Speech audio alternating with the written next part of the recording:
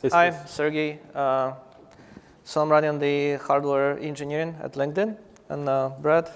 And I am a designer on our data center engineering team. So I design a lot of our data centers and our infrastructure for our data centers to house Sergey's hardware. So there's our titles again, in case you needed to know. And we're here today to talk about Open19 technology. And we're going to do a little more deep dive than Zay did this morning. So part of this is we've been working on this for probably 2 years since we started this whole process. And like Zaid said this morning, it's something that we built for our data centers to scale our data centers. And we also think it has a lot of merit outside of just LinkedIn. So this is obviously why we're contributing. Some of our goals are obviously to create our open standard that we can put in our data centers for all of our server and networking systems and kind of consolidate it into a more standard hardware profile that can be used in a 19-inch cabinet more specifically, because that's exactly how we build, and that's really how about 90% of data centers are built. You have anything to add on the server stuff on that? Yeah, so one of the goals was adoption. Because it's difficult for mid-sized and smaller companies to adopt non-standard racks in their data centers. And it's also difficult for them to mix two different types of racks in the environment. So one of the goals for us was to allow companies to actually ramp the deployment over time instead of building a greenfield data center from the scratch. And at the same time, take advantage of the economies of scale, because even though the mid-sized companies themselves are in a difficult position to go negotiate with vendors and actually get a lot of traction, together between multiple different companies, they have a lot more buying power and can actually go talk to the vendors and negotiate better deals. So that was what part of the project goals as well. Okay, so from a platform standpoint, we built this into cages, and like Zay said this morning, it's a 12RU version and an 8RU version. Now we use it in a 52RU cabinet, so it's an 8-foot cabinet, which doesn't fit in all data centers. It doesn't fit everywhere, but you base it on the cages. So the cages are the first thing that we contributed, the first thing we designed, and you kind of had the design around that. Fits into an open 19-inch cabinet, screws into an open 19-inch cabinet, and can be deployed server ready. So basically, it'll have could have all of the cables and everything all ready to go. And at blind mate connectors, you slide everything in. So a couple of the components here, obviously, we call it a brick, which is a 1RU, or actually, 1RU high. Half of that 19-inch size, and then you can have a double high, double wide, all of those combinations. And one thing probably not real clear on here is that those little dividers in the center are removable. You can unscrew those, and if you haven't been out to our booth yet, you can see that those can be removable, slid out, and then you can slide in whatever combination you need. Anything else on that, Sergey? Well, let's just move to the next one. We can show them in detail what it looks like, but let's talk about the physical infrastructure first. Okay, so a couple big tenets of this is that 400 watts per power cable. So 400 watts is that's a 12-volt DC connection that is about 34 amps or so, and that is on each brick. So again, if you're going to do a double wide brick or a double tall, you can use more than one of those, and you could have potentially double that much power in each one. And the blind mate connectors are usable for 100 gig, up to 100 gig connections. So the brick cage. Now, a couple of the other tenets on this is that we definitely needed the servers to cool themselves, right? We weren't going to build a cooling structure into this, although we've started with the water cooling piece, which is kind of a future piece. But we started with they need to cool themselves, need to come with fans, need to be able to move air over themselves to cool it. And then so basically, as a passive mechanical cage, it's just a box that gets sent. It's not going to have any specific, needs to be plugged into itself, and then the cables and everything else will come separate. So those are kind of the sizes I just mentioned before, and all the different options for the different sizes of nodes you can put into there. The cables, so the cables, this is, you've seen some examples, and we talked about the cables earlier, is that, the best way to describe the cables is they're just so easy. You really don't need to label them. They're all defined on exactly which port they go into. So it's really hard to screw that up. So that was one of the biggest things, is to speed up deployment of a data center. You have to make everything easy. You have to make everything to where you don't have to have a 5-year level tech in order to install things and know how to dress them, know how to put it in. If anybody can grab one of these and figure out how to put it in without basically, with minimal or almost no instructions, it speeds up the entire process. So you can have, just guys coming off the street, doesn't have any experience, and they can put this thing in. Yeah, so basically it's almost impossible to cable it the wrong way. It's like physically really hard to do. So that was the whole goal. So even if you haven't seen it before in your life, you could still connect it, and it'll be the right connections all the way through the servers. Right, and you can't put them in upside down. They're tabbed so they don't go in upside down. That kind of little stuff, just to keep the, anything that can be messed up will be messed up. So we try to keep that out of it. So, and again, it's one of those things where you should be able to pick it up and be able to work with it within a couple minutes. We just didn't want anything that was going to add any complexities to it. And that's really the basis for the cabling, the cable assemblies to support the entire cage.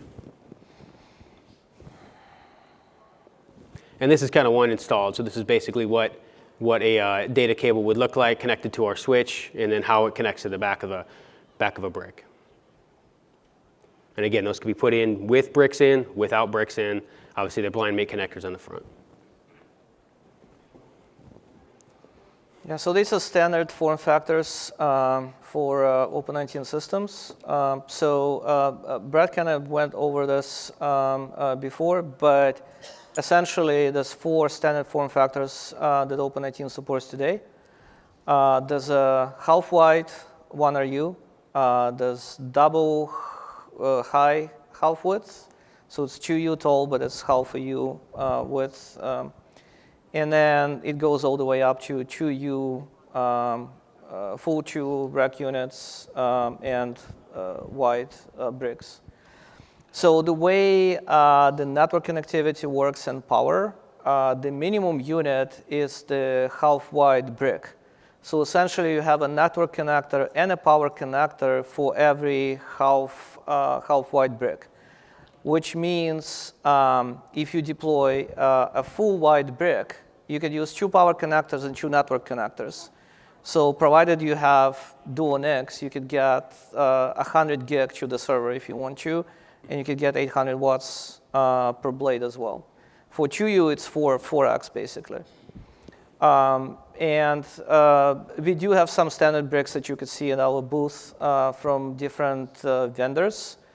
And we also have our own design, which is Yellow Submarine, which is essentially 4 nodes in a half-wide brick. So that's probably like the densest solution we have today.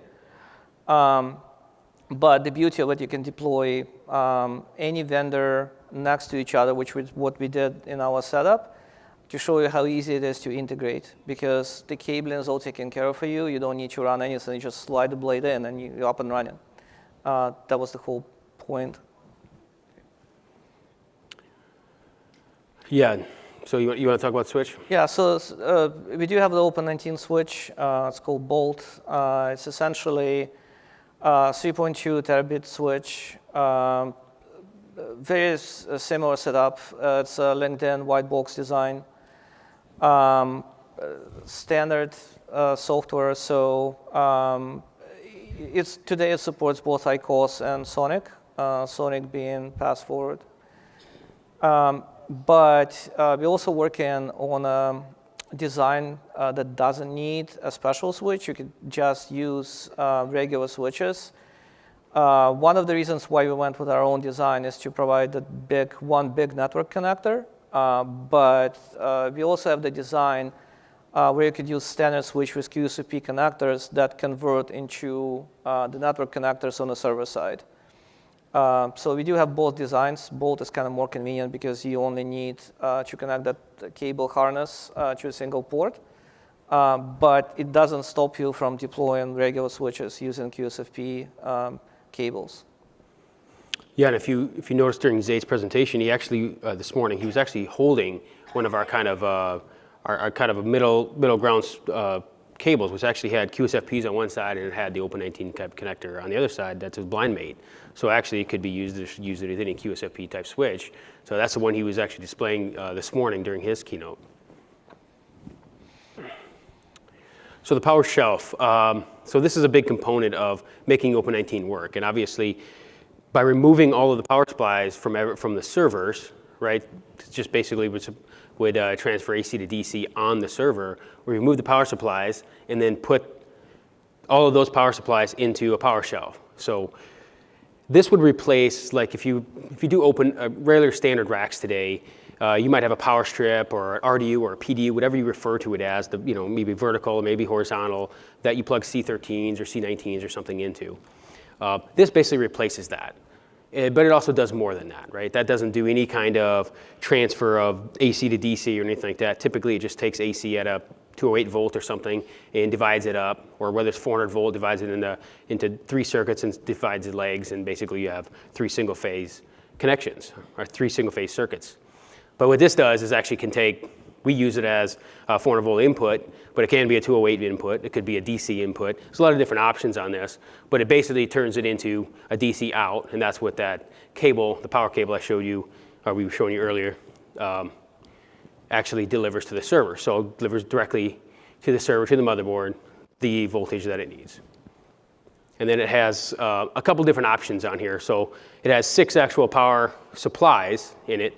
And then each one of those, you can, depending on how resilient you want to run, you can run 2N, that's a 9.2 volt, or 9.1 kW power shelf. But if you want to run N, N, you can do 19.2. If you want to use N+1, you can use 5 to supply and one for backup, and then you get somewhere in between there because you run a 16. So basically, this has a lot of flexibility, and this is a big tenant, and it has OpenBMC and everything else, and it can actually, it's one of the biggest tenants, one of the biggest needs in order for us to bring Open19 and realize it at a full scale, is that we needed to provide the power and do the AC to DC conversion in a device that's a 1RU device. And getting this in a 1RU, and this is like, so every one of those has eFuses on every output.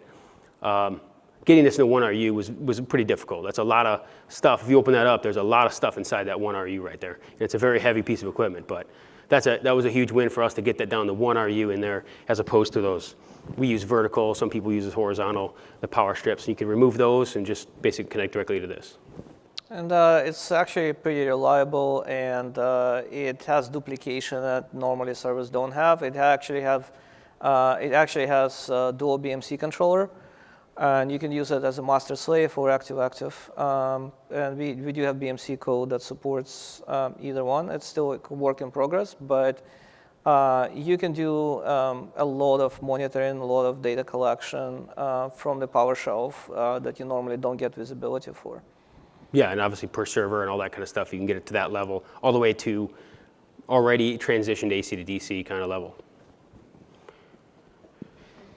So for future developments here, we're working into, you'll probably see this in several different presentations, but in some of the stuff you've seen out, maybe if you saw the booth over there, obviously the water cooled is one of those cool things that we're looking at. A lot of people are looking at, and then different cage form factors, potentially that's something that comes up. Automated deployment model. We've toyed with the idea of things like robots that can slide these in. If you put these all in, that's like really trying to think outside the box and think about what are the cool things that could happen with this. If you think about it, you have standard slots, you know exactly where they're at. If you can program that, you could probably program something to slide all the servers in there when and only if you need them. Obviously optical cabling, we can go down that route. That's not that far down the road, but right now, there's not really a huge need for it. And then, like I said, I already talked about liquid integration. Any new server models you want to talk about? Yeah, so the server models, we do have some standard models that we already have, like that vendors are already shipping. So we have an app node, which is a dual socket blade. You could use it either in dual socket or single socket configuration. There's a storage node that is a full width brick. 12 drives or 24 drives versions. NVMe support on all of them, and we actually asked for U.2 and also front accessible, and most of the SKUs that we use actually have toolless slots for the SSDs, which makes it even more flexible. So say you want to deploy an SSD, you can do it on the spot with no tools. You don't have to screw anything in. You just pull the slot out, put it back in, and you're up and running. And that was part of the flexible design that we had. We also utilize for one of the server SKUs, we actually utilize an Olympus project. So it's the Olympus board, dual socket, really powerful CPUs in there. You could see it at our rack over there. So that one kind of demonstrates that the design itself, you don't have to change much. So if you have some standard SKU, especially the hardware vendors, if they're in the audience, if you have a standard SKU, you can reuse a lot of parts, if not everything that you already have, and just fit it into Open19 format by providing the connectivity on the back. That's basically the only requirement. Cooling, everything else stays the same. So it's completely up to the manufacturer to figure out what they want to ship. We're going to expand that server line. So we're definitely going to add some GPU-based SKUs, maybe some more heavy storage SKUs. We don't utilize the 2U bricks full width today. So we're going to probably expand that line and more. But if you missed the keynote, we did contribute that technology to OCP now, so it's a part of the OCP tech. So we definitely expect and would be glad to help people with adoption, because ultimately it's up to the community. So we've done some work, we're releasing it into the wild, and hopefully it will be a bit easier for people to adopt and OCP in general and Open19 tech.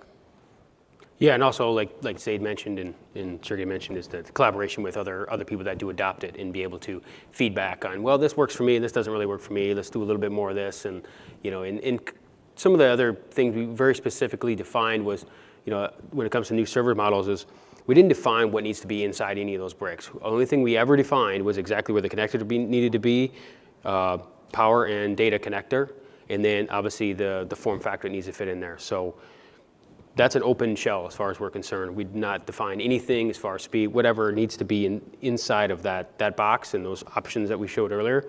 We don't define anything else. That's entirely up for the server manufacturer to do, and that's totally on purpose, to let them have their innovation as be their IP inside of that box. The only thing that we define is the square and how that gets connected. So our Open19 status, our current Open19 status, like Zaid had mentioned this morning, is that we do have these in production in our Oregon data center. What you're seeing here is just a picture of, we've put in a lot of these cages, and this was a little while ago, and we hadn't yet installed a lot of servers, but we are purchasing servers, actively purchasing servers, and actively installing these, and we have quite a few in production, and actually I think we have in all of our data centers, right? Yes. So here you can see by this, I've heard not the most flattering of pics, is that Adrian here trying to put some of this stuff in. So some of the numbers that are really important from the data center side is that we can deploy this faster. Now, on the video that Zaid was showing earlier, you noticed it was about 3x. It was about 3 times faster, and that's from an empty cab to an empty cab. Now, the one difference here that we didn't really take into account because we wanted to have it very strict, apples to apples, was that you can install those cages, like I just showed on the other slide, well beforehand. You don't have to wait until you order the servers to install those. So you can have all the cages sitting, or even have them integrated beforehand, and then the only thing you're installing is the servers when they show up, and when you need to buy the servers, you buy the servers, they come on a pallet, you slide them in. It's blind mate, pretty easy. You slide them in, you screw, you click them in, and it's done. You don't have to have those servers there. So the difference between that and off the shelf is that obviously you have to have the servers there, get the rails with them, put in the rails, do all that stuff, cable them up then. You can't do that until they show up. So this allows us to basically build ahead and then slide in servers when we need them. The biggest difference there is that really that's way more than a 2x or 3x gain, but you have to show it from, basically apples to apples perspective.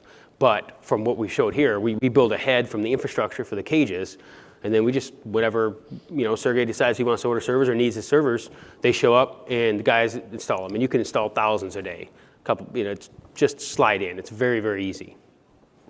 Anything else to add on that? No, so the number 96 is basically, like Brad said, it's 52U cabinets, and those assume half-width bricks. In terms of number of nodes, it could be actually up to 380 because the yellow submarine design, it's four nodes per half-width brick. So it's a pretty impressive density if you think about that. So some of the biggest benefits is kind of like I described before, is that we can deploy this much faster. And part of that saves on things like paying integrators to do some certain things. And part of that is also just because by design, you can build ahead on the infrastructure for it. A couple things that not mentioned here is, if you use an Open19 brick, do you really need anything more than a 24-inch cabinet, a frame? It could basically be built into a frame. You put the cages in there, and as long as they seal up on the front, you can buy a $200 cabinet and put these in, and you can have this entire infrastructure ready to go for well less than $2,000, and then that's going to be, that's before power shelves and everything else, and then you just decide to slide your servers in there. So it's a pretty fast, and it allows you to have the bare metals of only what you need. And that's how you get to some of that CapEx savings, is by really, you got to look at this holistically. You can't look at it as just a server savings or just a infrastructure savings. If you look at it holistically and it's one budget, which they may not be, it may be data center build is A, servers are B, something else, networking is C. But if you look at it holistically, it can easily be a 40% CapEx savings. And then we can get more servers per cabinet, which is something that, it's actually can be way more than 4x the density, but like Sergiy was saying, we can get up to, with our yellow sub solution, get it well above, 96 or even over 300 nodes per cabinet. And then the power savings, right? So you don't have, when you look at it from a data center design, a data center engineering perspective, every time you transition power from AC to DC, you have a loss, right? It always happens. Well, you can make that loss in as many places as possible, which is like as few places possible, in the power shelf, and you consolidate to one place, it helps a lot with the power savings. So you get more node. You don't have to have those extra parts and pieces inside your server. You don't have to cool those parts and pieces inside your server, and you can get 50% of power savings, which of course makes a big difference on the like using the yellow cell that we talked about, because in four sockets per brick, you get a lot of bang for your buck. And to this point, again, that's the adoption issue, because if you have your own greenfield data center, you can actually supply DC straight to the rack, but in most locations, this is not what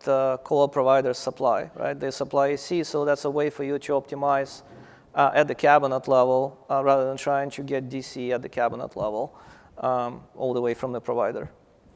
Yeah. I think we have a couple of minutes left, so maybe. Okay, yeah, this is the last slide here. It's just, that's basically the summary. It's just, we define a common form factor. We need some collaboration. We want some collaboration. That's why we're contributing it. We have in production so far. We already have in production ourselves. And if you have any other questions, or if you want to go play and touch with it and see it, out at our booth, we have all of the parts and pieces. So, any questions? A lot of people have gone to integrating the racks at a vendor site. So a lot of providers have gone to integrating the racks at some integrator location and then shipping complete racks to a data center. Have you guys done any testing around shipping these already fully loaded, crated boxes or racks to different locations, or would that just have to be something that we would have to do individually? Good question. And when we built Open19, we didn't build it to be to where we can load the servers into it, have them blind mated, and then ship them like that.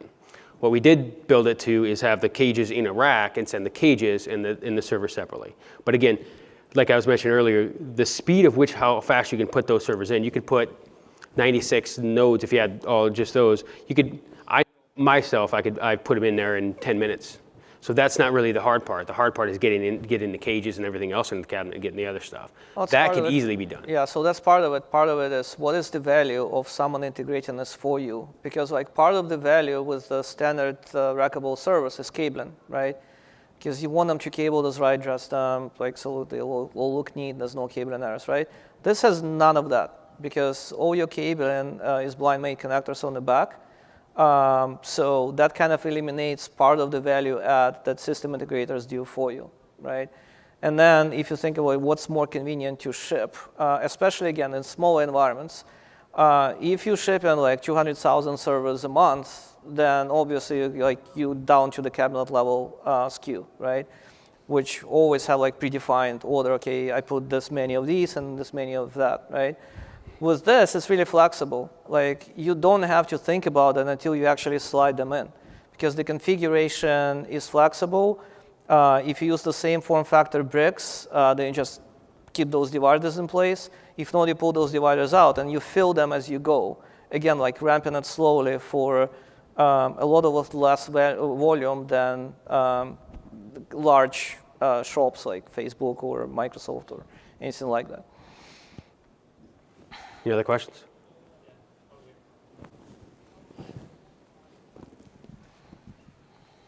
Yeah, you say 40% better density, and so I wanted to understand where that's coming from. Is it because you've pulled the power supply out of the box and you can package better? Where is the 40% better density coming from? You say 40% better density of quantity of servers or power utilization? One of your bullet points was 40% better density. Oh, CapEx. So we're talking Oh, that was it CapEx? Yeah, it was CapEx. It was not density. Okay. Density was up to 4x if you want to. But again, this is not unique to Open19. There are SKUs, standard OCP SKUs that are also about as dense. Okay, so the density is about the same. Yeah. Okay. You could get Yosemite, Facebook. That's about the same density as Yellowsub. Okay, I misread. Thank you. Right.